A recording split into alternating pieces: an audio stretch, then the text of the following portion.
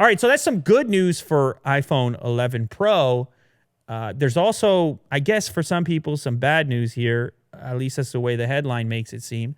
iPhone 11 ultra-wide camera disappoints RAW shooters. So this is a discovery, I suppose, about the way the iPhone camera system works. There are, of course, a number of third-party photo applications for iOS, including a photo app named Halide, Halide, which is popular. I don't know. Did you ever use it? Anyone here? No one's used it here. But anyhow, it takes into consideration RAW support because I guess it can make use of those RAW files. And one of the developers went on Twitter and said it looks like the ultra-wide camera doesn't support RAW or manual focus. And so this developer is kind of upset about it, and it uncovers this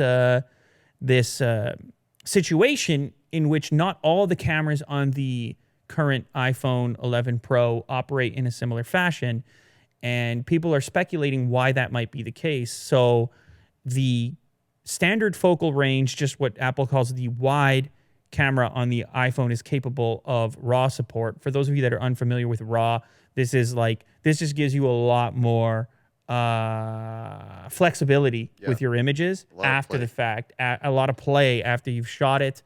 It's whereas the JPEG or whatever other format you're shooting in is going to be compressed and so forth. You just have more information with RAW to work with in the first place.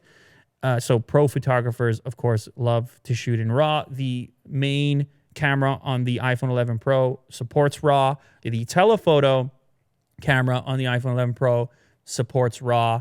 The wide angle, unfortunately, does not. And the same goes for manual focus.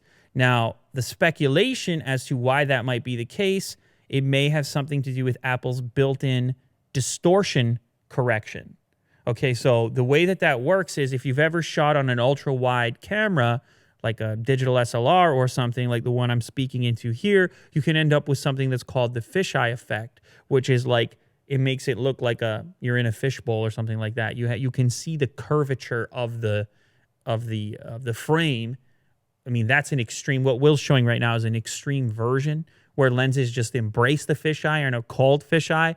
But in some cases, you don't want that effect, and there are tools and software that aim to flatten the image out after the fact. Well, Apple is doing some advanced software here in real time on the wide-angle camera, which is attempting to flatten out the fisheye effect as you're filming video, which I think for most people is going to be what they would want to have happen. And I don't know, can anyone tell here? This is the wide.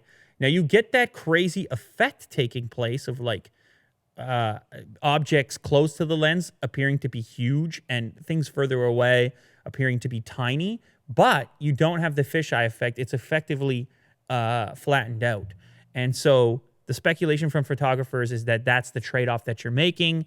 You lose out on RAW and manual focus. Manual focus, not such a big deal on a wide-angle lens, but you lose out on RAW in exchange for the flattening that's taking place, the processing that's taking place. So anyhow, if you were hoping to shoot wide and get the RAW functionality, if you're one of these like actual pro phone photographers, which I guess is a thing that exists in the world, that's something for you to take into consideration and to determine if that trade-off seems worthwhile. I think for most people, they're going to take the flatter image without the RAW.